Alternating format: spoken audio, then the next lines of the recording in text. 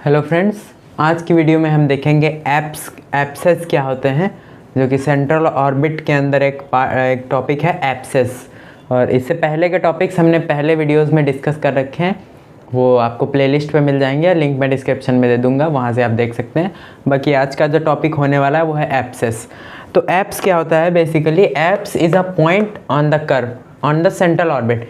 Curve कह सकते हैं, लेकिन कर्व यहाँ पे हमारा कैसा है? सेंट्रल ऑर्बिट है, तो यहाँ पे सेंट्रल ऑर्बिट कहना ज़्यादा सही होगा।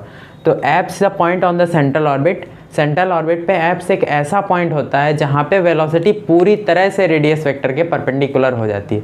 वही चीज़ लिखी हुई है, apse is a point on the central orbit such that velocity at that point is perpendicular to radius vector. इसका मतलब कि ये अगर कोई कर्व है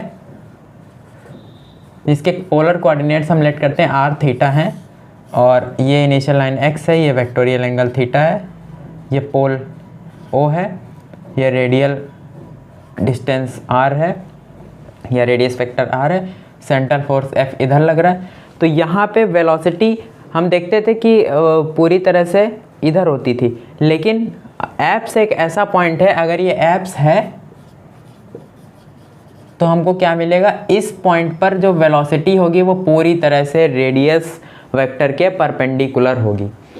वेलोसिटी रेडियस वेक्टर के परपेंडिकुलर होगी तो वो पूरी तरह से ट्रांसवर्स डायरेक्शन में होगी। ट्रांसवर्स वेलोसिटी हमको यहाँ पे मिलेगी, ट्रांसवर्स वेलोसिटी। यहाँ पे हमको रेडियल वेलोसिटी नहीं मिलेगी, ठीक है। और रेडियल वेलोसिटी नहीं मिलने का मतलब है, रेडियल वेलोसिटी हमारे पास होती है dr/dt इज इक्वल टू 0। ये हमको यहाँ पे पता चला कि dr/dt हमारे पास 0 होगा, क्योंकि हमारे पास रेडियल डायरेक्शन में कोई वेलोसिटी मिलेगी ही नहीं हमको।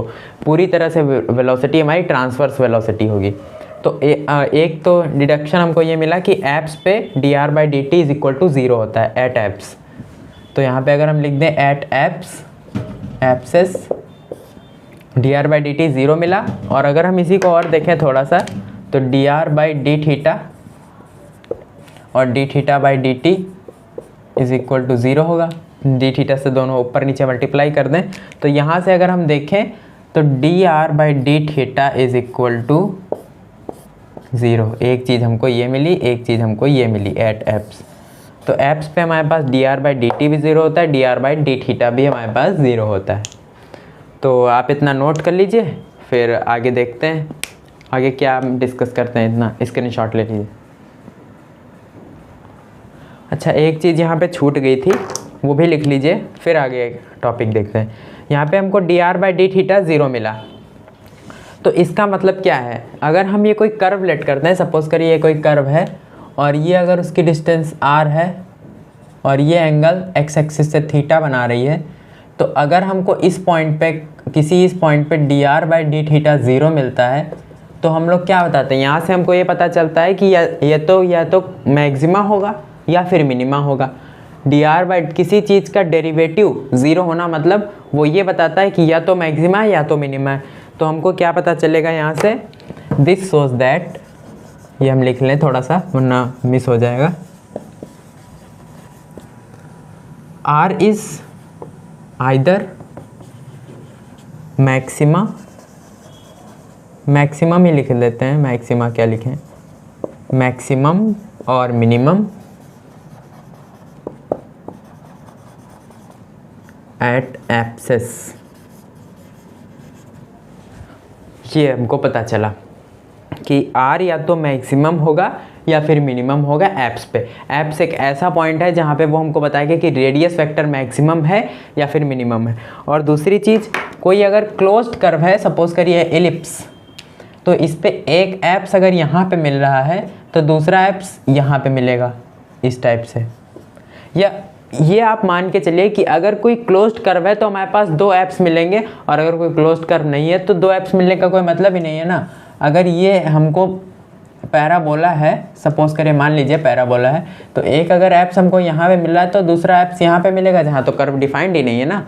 तो अगर हमारे पास 2 ऐसा कोई कर्व है जो कि क्लोज्ड है, तो वहाँ पे हमको 2 एप्स मिलेंगे, वरना फिर हमको एक ही एप्स मिलेगा। इतनी बातें आप नोट कर लीजिए। फिर अभी इस एप्स का यूज़ आगे हमारा कहाँ पे है वो हम देखते हैं आगे आने मतलब आगे थोड़ा सा आगे वीडियो में देखते हैं, आप इतना नोट कर लीजिए, तब तक स्क्रीनशॉट ले लीजिए। यहाँ से हमने dr/d theta is equal to 0 ये हमने देख लिया। और अब अगर हम देखें तो हमको एक रिलेशन पता है p और r में, मतलब पेडल रिलेशन हमको पता है p is equal to r sine phi होता है। अगर ये कोई कर्व है और ये x एक्सिस है, ये वेक्टोरियल एंगल थीटा है, ये पोल है o, रेडियस वेक्टर r है ये, तो अगर हम इस पॉइंट p से कोई टेंजेंट ड्रॉ करते हैं तो इसके परपेंडिकुलर जो डिस्टेंस होती है सेंटर से वो हमारी कहलाती है p, ये एंगल फाई होता है। तो p is equal to r sine phi, ये हमको पता है। और दूसरी चीज़ कैलकुलस से हमको ये भी पता है कि tan phi is equal to r d theta by dr, ये हमको पता है। tan phi is equal to r d theta by D R, ये कैलकुलस से हमको पता है। और आप इस फिगर से भी देख सकते हैं, अगर tan फाई की वैल्यू निकालें तो r d theta by D R ही आएगी, आप निकाल के देख लीजिएगा। और p is equal to r sine phi. तो अब इस रिलेशन को अगर हम यहाँ पे यूज़ करें तो dr बाई डी थीटा की वैल्यू हमको dr hence at apse dr by D theta is equal to 0, this implies that d theta by dr is equal to infinity। तो tan phi is equal to r dot infinity is equal to infinity। अगर tan phi is equal to infinity आ रहा है तो phi क्या होगा? this implies that phi is equal to pi by 2। tan pi by 2 की value infinity होती है, इसका मतलब फाई की वैल्यू पाई बाई 2 होगी। और अगर हम फाई की वैल्यू पाई बाई 2 यहाँ पर रखें तो p is equal to r sine pi by 2, जो कि आएगी p is equal to r और साइन पाई बाई 2 की वैल्यू 1। तो p is equal to r at apse. ये हमको पता चला कि एप्स पे p is equal to r। तो हमको यहाँ से कितनी चीज़ें पता चली कि एप्स के बारे में। पहली चीज़ तो हमको पता चली कि dr by D T is equal to, summary लिख दें यहाँ पर, समरी एट एप्स। पहली चीज़ हमको पता चली कि dr by D T is equal to 0 होगा, रेडियल वेलोसिटी होगी नहीं, 0 होगी। दूसरी चीज़ हमको पता चली कि dr by D theta is equal to 0 होगा। ठीक है, ये हम इसने हमको क्या पता है, पहली चीज़ ये पता चली, दूसरी चीज़ ये पता चली। तीसरी चीज़ इस से हमको ये पता चली कि r is either maximum, r is maximum और मिनिमम एट एप्स। ये हमको पता चली कि एप्स पे r या तो मैक्सिमम होगा या तो मिनिमम होगा, क्योंकि dr बाई डी थीटा 0 है। और चौथी चीज़ हमको ये पता चली कि पेडल डिस्टेंस रेडियल डिस्टेंस के इक्वल हो जाएगी। इसका मतलब क्या हुआ? इसका मतलब ये पॉइंट जो Q था, ये Q पॉइंट उठ करके P पॉइंट पर आ जाएगा, तभी तो P और R इक्वल होंगे। तो एप्स एक ऐसा पॉइंट होगा जिस पे P और R दोनों इक्वल होंगे। तो ये एक वीडियो रही एप्स पर। और अभी इसमें दो चीज़ें और हैं, एप्साइडल डिस्टेंस और एप्साइडल एंगल, वो अभी हम डिस्कस करेंगे। आप इतना स्क्रीनशॉट ले लीजिए, फिर मैं इसको रब कर देता हूँ।